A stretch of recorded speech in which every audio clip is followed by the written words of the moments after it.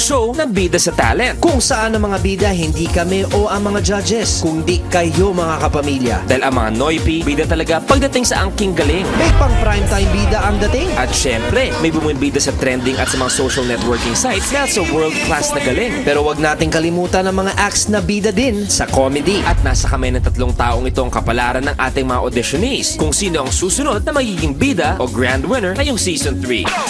The Queen of All Media, Miss Chris Aquino. The Comedy Box Office Queen, Miss Ay de las Alas.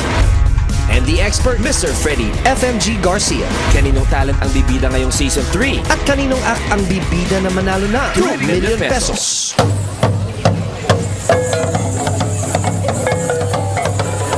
Eto, sa season na ito, papataubin natin at pabibilibin ang buong mundo with the best of the best sa Pinoy Acts. Sa season na to, kikilalanin ang mga Noypi at Naipi Bilang the best. Handa na yung tablado, wala nang pahinga to, guys! Pilipinas, mga bagong pangarap, mga bagong kwento, mga bagong talento sa magpapabilib sa mundo. This is Season 3 of Pilipinas Got Talent.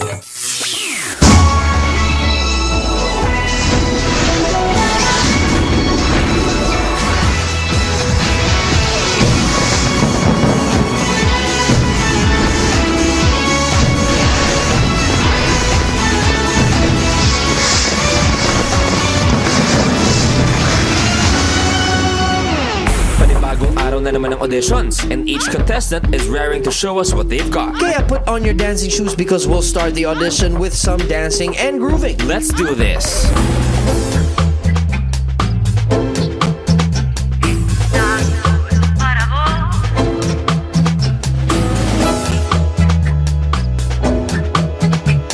I think you did very well. For me, it's a yes. Ako yes. Thank you. Yes, yeah.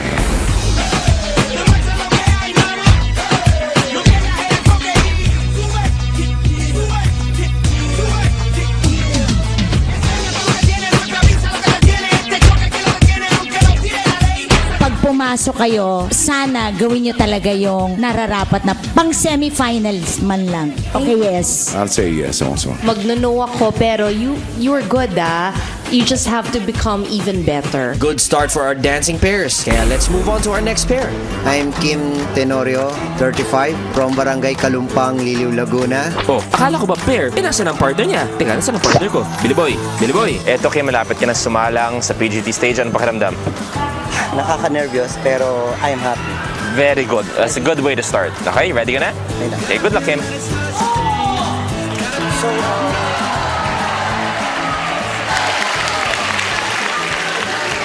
What's your name? Kim Tenorio po. Sige, Kim. Good luck. Go. Cute naman yung set niya. Fairness. May bulaklak. Meron.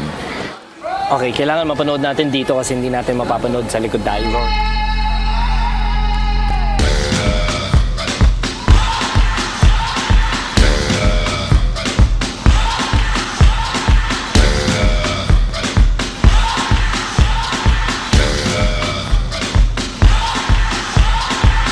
Llegó el momento, caen las murallas, va a comenzar la única justa de las batallas. No para el golpe, no existe el miedo, quítate el polvo, ponte de pie y vuelves al ruedo. Y la presión se siente, espera en ti tu gente. Ahora vamos por todo, te acompaña la suerte. Samina, mira, Sancalegua, porque esto es África. Samina, mira, Sancalegua, porque esto es África.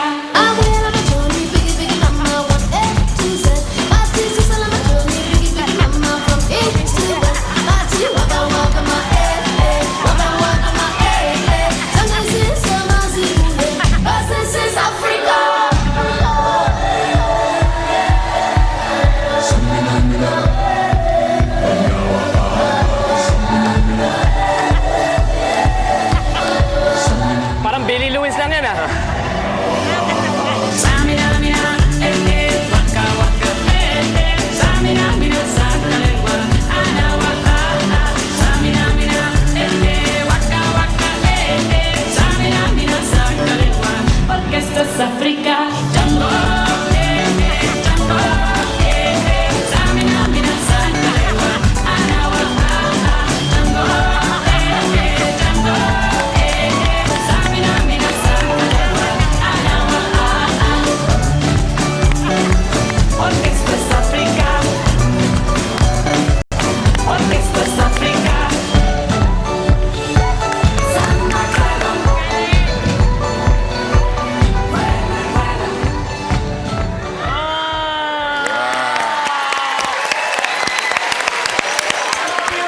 entertaining nga.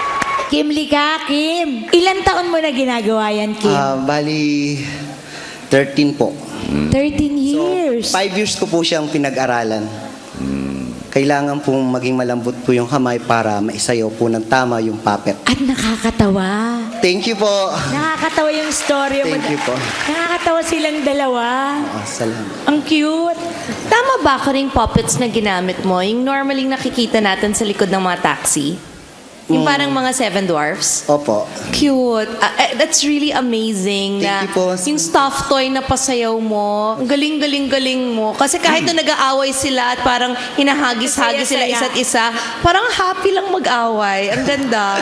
Definitely incredible. You gave life to the puppet. The way you choreographed the whole thing was really amazing, huh? In sync and ang gandang tingnan. Gusto kita iuwi. Oh, thank you po. Yeah. Miss Oh, Grace. matutuwa talaga si Bimbi sa'yo. Kaya yes na yes Thank you na po, yes. thank you po. Ako rin, Kim, yes. Dahil napaka-unique mo. Kim, it's yes. Thank you po. Thank you.